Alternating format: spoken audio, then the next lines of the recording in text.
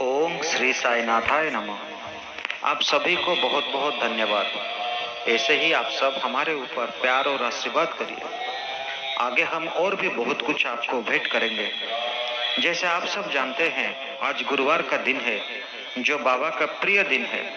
तो आज से हम बाबा के प्रसिद्ध ग्रंथ श्री साई सच्चरित्र, जो श्री साई बाबा की अद्भुत जीवनी तथा उनके अमूल्य उपदेश है, आप सबके लिए हम पाठ करेंगे।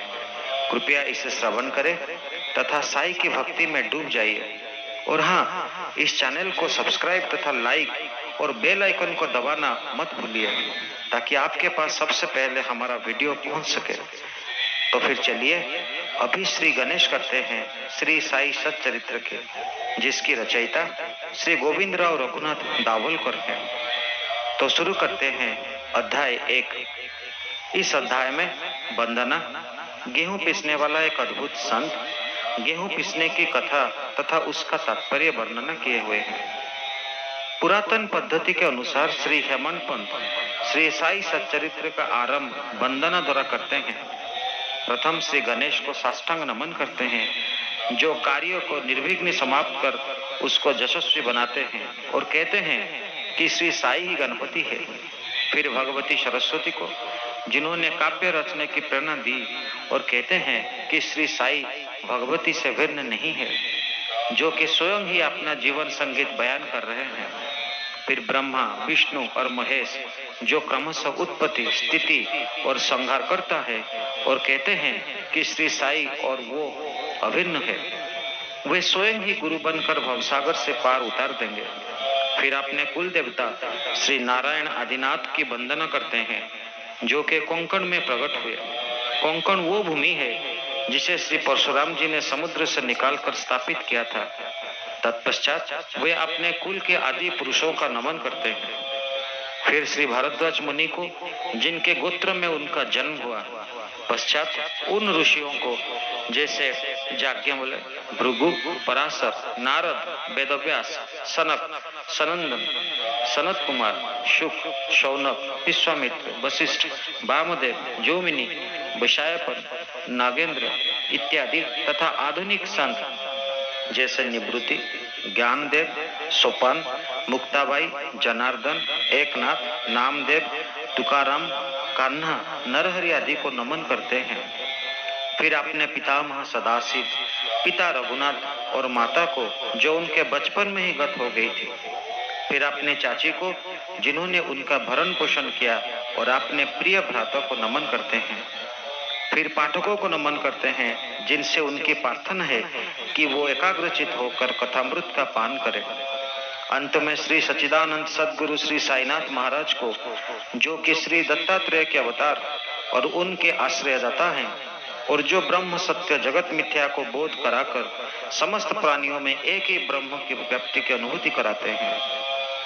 सर्वश्री पराशर, व्यास और सांडिल्य आदि को समान भक्ति के प्रकारों के संक्षेप में वर्णन कर अब ग्रंथकार महोदय निम्नलिखित कथा प्रारंभ करते हैं। गेहूं पीसने की कथा। सन 1910 में मैं एक दिन प्रातः काल श्री साई बाबा के दर्शनार्थ मस्जिद में गया। वहां का विचित्र दृश्य देख मेरे आश्चर्य का ठिकाना न रहा कि साई बाबा मुंह हाथ धोने के पश्चात चक्की पीसने की तैयारी करने लगे। उन्होंने फर्श पर एक टाट का टुकड़ा बिछा, उस पर हाथ से पीसने वाली चक्की रखी। उन्होंने कुछ गेहूं डालकर पीसने का आरंभ कर दिया। मैं सोचने लगा कि बाबा के चक्की पीसने से क्या लाभ है। उनके पास तो कोई है, और वो अपना निर्वाह भी भिक्षावृत्ति द्वारा ही करते हैं। इस घटना के समय वहां उपस्थित अन्य व्यक्तियों को भी ऐसे ही धारणा थी, परंतु उनसे पूछने का साहस किसे था। बाबा के चक्की पीसने का समाचार शीघ्र ही सारे गांव में फैल गया, और उनकी यह विचित्र लीला देखते हेतु तत्काल ही नर नारियों की भीड़ मस्जिद की ओर दौड़ पड़ी। उनमें से 4 निडर स्त्रियां भीड़ को चीरती हुई ऊपर आई, और बाबा को बलपूर्वक वहां से हटाकर उनके हाथ से चक्की का खूंटा छीनकर तथा उनकी लीलाओं का गायन करते हुए उन्होंने गेहूं पीसना प्रारंभ कर दिया। पहले तो बाबा क्रोधित हुए, परंतु फिर उनका भक्तिभाव देख वो शांत होकर मुस्कुराने लगे। पीसते पीसते उन स्त्रियों के मन में ऐसा विचार आया कि बाबा के ना तो घर द्वार है और ना इनके कोई बाल बच्चे हैं तथा ना कोई देखरेख करने वाले हैं। वे स्वयं भिक्षावृत्ति द्वारा अपना निर्वाह करते हैं, अतः उन्हें भोजन आदि के लिए आटे की आवश्यकता ही क्या है। बाबा तो परम दयालु है, हो सकता है कि यह आटा वे हम सब लोगों में ही वितरण कर दें। इन्हीं विचारों में मग्न रहकर गीत गाते गाते ही उन्होंने सारा आटा पीस डाला। तब उन्होंने चक्की का हटाकर आटे का 4 समान भागों में विभक्त कर लिया और अपना अपना भाग लेकर वहां से जाने उद्यत हुई। अभी तक शांत मुद्रा में निमग्न बाबा तत्क्षणात क्रोधित हो उठे और उन्हें अपशब्द कहने लगे। स्त्रियों, क्या तुम पागल हो गई हो? तुम किसके बाप का माल हड़प कर ले जा रहे हो? क्या कोई कर्जदार का माल है जो इतनी आसानी से उठा कर लिए जा रहे हो? अच्छा, अब एक काम करो, इस आटे को ले जाकर गांव के मेंढ पर बिखरे आओ। मैंने शिरडीवासियों से प्रश्न किया कि जो कुछ बाबा ने अभी किया उसका यथार्थ में क्या तात्पर्य है।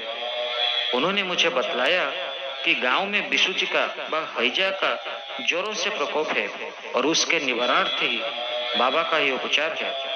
अभी जो कुछ आपने पीसते देखा था वो गेहूं नहीं वरन विसूचिका व हैजा थी जो पीस कर नष्ट कर दी गई है। इस घटना के पश्चात सचमुच विसूचिका की संक्रमणता शांत हो गई और ग्रामवासी सुखी हो गए। यह जानकर मेरी प्रसन्नता का पारावार न रहा। मेरा कौतूहल जागृत हो गया।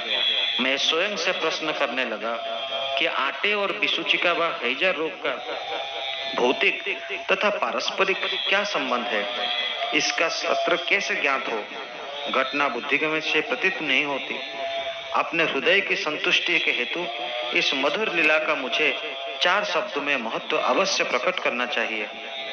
लीला पर चिंतन करते हुए मेरा हृदय प्रफुल्लित हो उठा और इस प्रकार बाबा का जीवन चरित्र लिखने के लिए मुझे प्रेरणा मिली। ये तो सब लोग को विदित है कि यह कार्य बाबा की कृपा और शुभ आशीर्वाद से सफलतापूर्वक संपन्न हो गया। आटा पीसने का तात्पर्य। शिरडी वासियों ने इस आटा पीसने की घटना का जो अर्थ लगाया वो तो प्राय ठीक ही है, परंतु उसके अतिरिक्त मेरे विचारों से कोई अन्य अर्थ भी है। बाबा शिरडी में 60 वर्ष तक रहे और इस दीर्घ काल में उन्होंने आटा पीसने का कार्य प्राय प्रतिदिन ही किया। पीसने का अभिप्राय गेहूं से नहीं वरन अपने भक्तों के पापों, दुर्भाग्यों, मानसिक तथा शारीरिक तापों से था। उनकी चक्की के 2 पार्टों में ऊपर की पार्ट भक्ति तथा नीचे का कर्म था।